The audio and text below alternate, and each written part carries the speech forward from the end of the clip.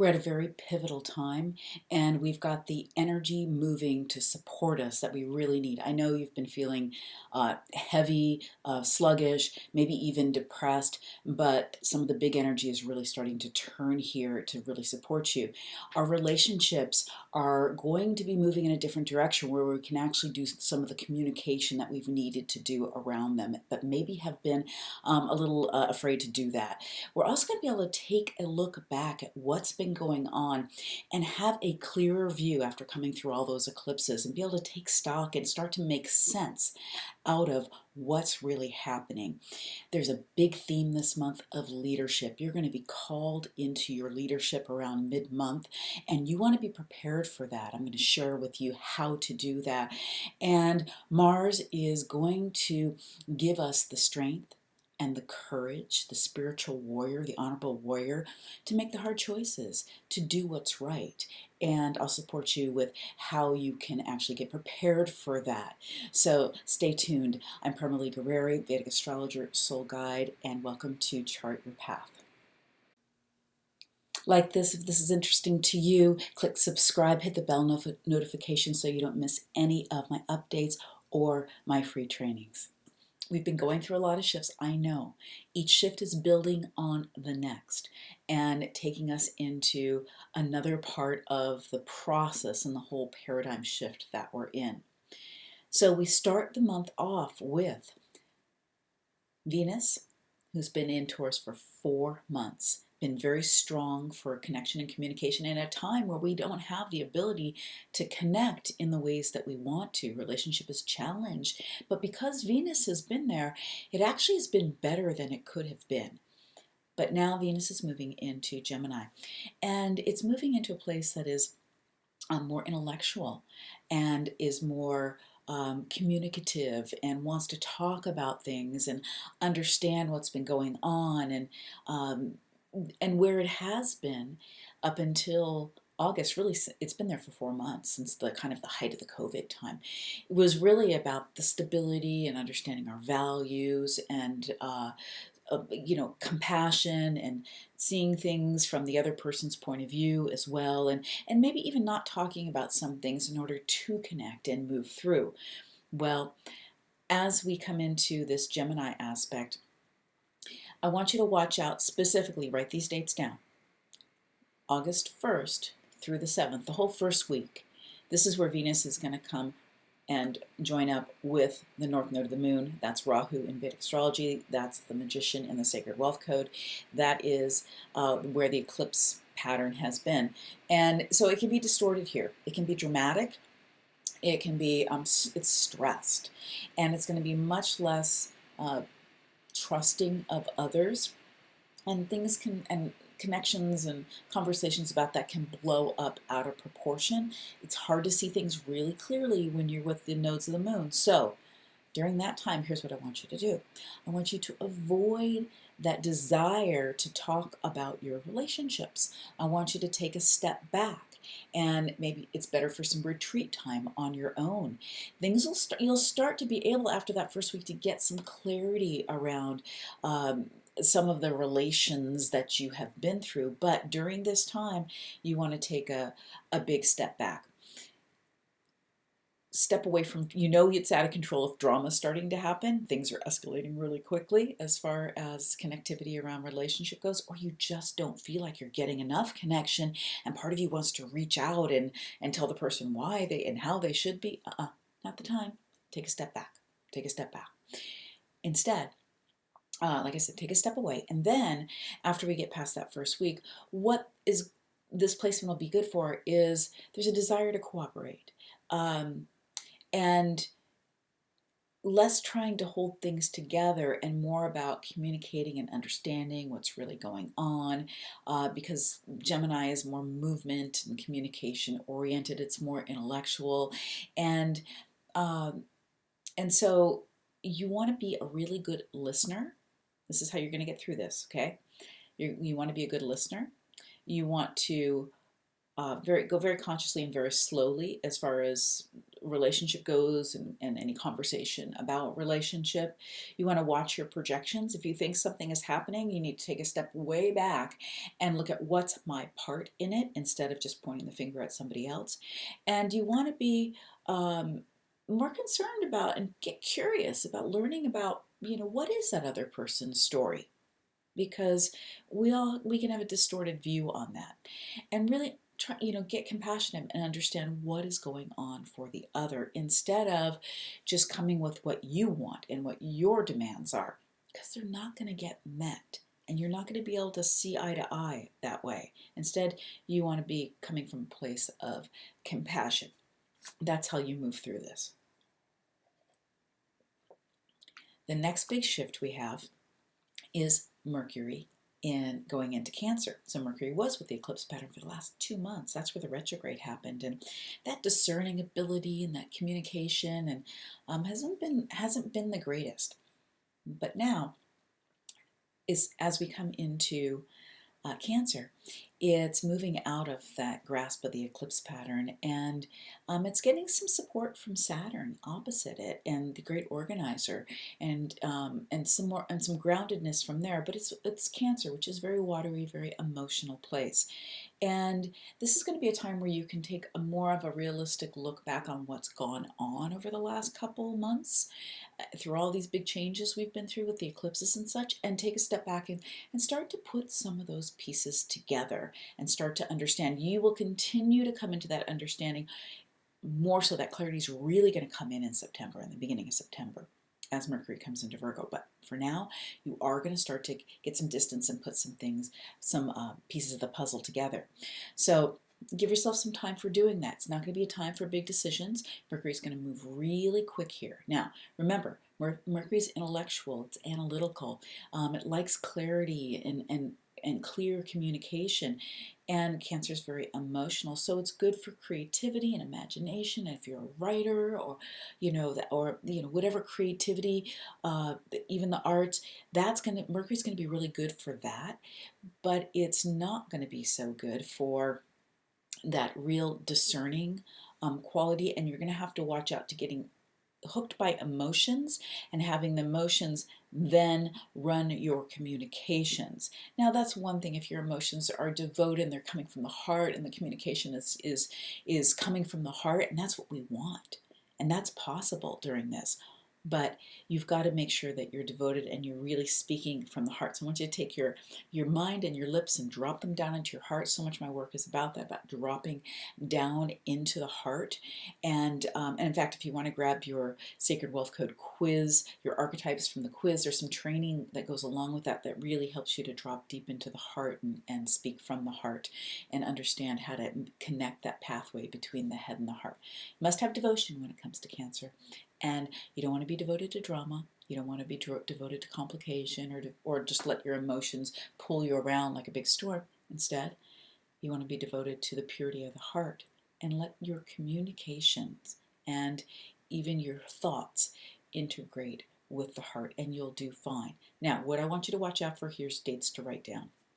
Watch out for the 15th, 16th, well, actually, there's a bunch of dates you're going to watch out. I want you to watch out for the 15th through the 22nd, okay?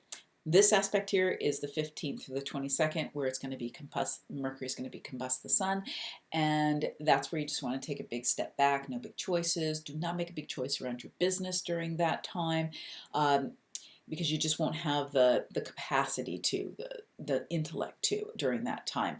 Also, I'm telling you about that because we've got 2 other big shifts. Like I told you, this is a month of big shifts. 2 other big shifts that are happening during that time, during the 14th, 15th, and 16th. And because the sun is moving into Leo, and because Mars is moving into Aries, and both of these planets own those houses, they're going to be strong. We're going to fire things up.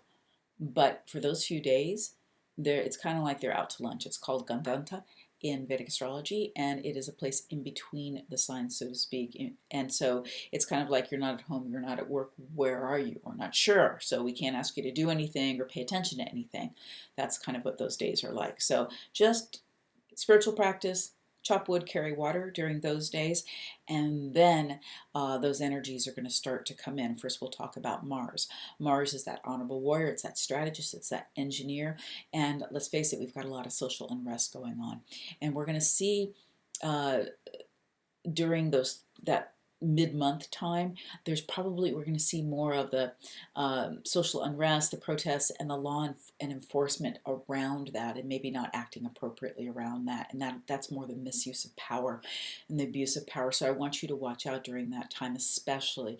Stay away from big crowds. We're not supposed to be around big crowds anyway right now, but stay away from busy places. If you're going to a protest or you're doing that, very, very intentionally. I'm just really concerned about those days, so I want you to really be safe during that time. Once we get past the 15th, 16th, 17th or so, the honorable warrior is going to get engaged. It's been in Pisces until then, so it starts the month off in Pisces, and that's the spiritual warrior. Now, you need to make sure you're not checking out. You're not just checking out on Netflix and gaming or different ways of checking out, because that's what Pisces, the shadow side of Pisces is. But Pisces is all about surrender. It is that last constellation where the veil is very thin, and we want to come into our spiritual practice then. So the honorable warrior here, that spiritual warrior, dive into your spiritual practice. Where do you need to take it up a notch? Where do you need to get more disciplined about your spiritual practice? Because you're going to have the energy to do that now until the middle of the month. And so whether that's your meditation, your yoga, whether it's just your physical exercise or getting your mind right, do that. Spiritual practice is usually very foundational and very simple. Whatever yours is, I honor that, but do it. And where you're not doing it, get really honest with yourself and turn that up. Because as we come into the second half of the month, and Mars is going to get strong, and it's going to get strong for being able to fight the good fight. It's going to be able to get strong for being able to stand up for what's right, and whatever that means for you, and whatever area of life this is happening for you in. So this may be you stepping into your purpose in another way. It's going to give you the strength. It's going to give you the courage. It's going to give you the discipline to do what you need to do, and what you've been ready to do and you've been wanting to do. This is this rebirth of, what you're taking out into the world and you're taking a stand for. So because we'll have a beautiful aspect from Jupiter here as well, Mars can be, a lot of might, but Jupiter is a lot of that great brain and intellect that gives Mars some great direction. So we'll have that. And so this is where us as a collective, which each and every one of our missions is going to have this energy here, August through October, to really stand up for what we're here to stand up for, but do it in a way of integrity, and do it in a way with courage as well, not just as a fight, but really integrity, courage, and very purposeful. We're going to be going into some times of Mars retrograding back into Pisces then in October. I'll talk about that later, because we're going to kind of have a double energy of coming out of this spiritual nature, stepping in and starting to take some rightful action, and then we're going to go back, like going back to the ashram, and that'll happen in October, and then we'll come back out with a next chance to take it up a notch and take it even more clear and stronger and more accurate. So these are big paradigm shifts we're in. Okay, last big change I want to talk about is Leo. Thanks for hanging in with me. These are all important. These are all affecting you, and I want you to know what to do and how to manage your energy. So on the 16th, we also have the Sun moving into Leo. Now, once a year for 30 days, the Sun owns Leo. It gets to spend a month in its own house. This is the leader, this is the king, this is the celebrity in the Sacred Wealth Code Archetype system. And it's a very political placement. It's all about, the Sun represents the soul in Vedic astrology. And this is that great desire for the soul to really shine in its authenticity. So this is where the Sun returns to the house of light, and you want to allow yourself to be full of that light and to be we're all being called to take our authentic expression up a notch. I've been really working with people in my community, and that's been coming up big. Like, oh, I need to be more authentic. I need to go bigger, and however that means for you is go bigger. You've been getting that tap on the shoulder. I know you have. So with that, you want to be more. How can you be more authentic? What in you is wanting you to be, is your expression, is that you need to really be leading the movement that you're really here to lead, is that you need to be more more integrous. What does going bigger even mean to you? And your mission, as far as Leo goes, is really about, yeah, it's yours, but it's good for everybody. The king's mission is good for, or the queen's mission is good for everybody. So you really want to keep that in check. Usually when we're leading, we're met with resistance at some level, but it's not about fighting against that. It's just holding that through line of integrity. So where are you being called to? Where's your soul really calling you to step up? And you can drop your heart into your mind into your heart and ask that deep soul question, like, what is it my heart is so wanting me to lead right now in my life? Maybe you need to lead yourself better as a parent. Maybe you need to lead yourself better as how you're holding your own personal integrity. Maybe, your mission is around protecting, revitalizing the planet in some way. Maybe you're here to help, those women in transition that need to make that transition like you have learned to do. Whatever it is, it's very personal. This has to do with your own personal purpose and your own gifts. So with this, I want to invite you to, step up.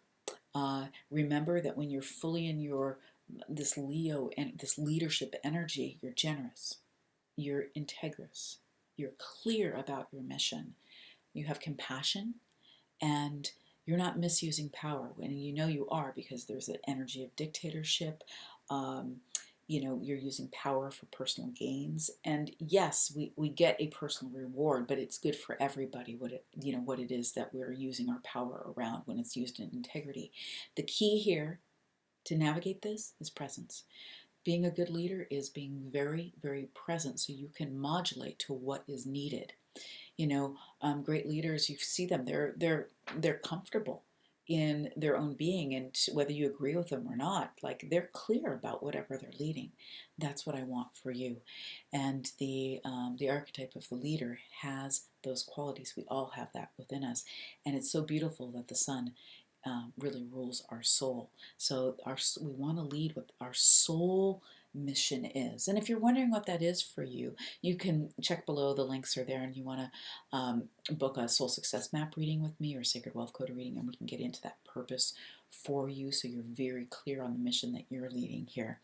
So I also want to invite you, before we sign off today, I want to invite you to join me with a free, very wonderful, in-depth conversation with a dear friend of mine, Kimberly McGeorge, about navigating these changing times. There's a link below, and that's just totally a gift for you. So take advantage of that. There's other free gifts in the description below. I'm here to support you and to serve you. So click, subscribe, share this around, and I appreciate your support. So much love to you.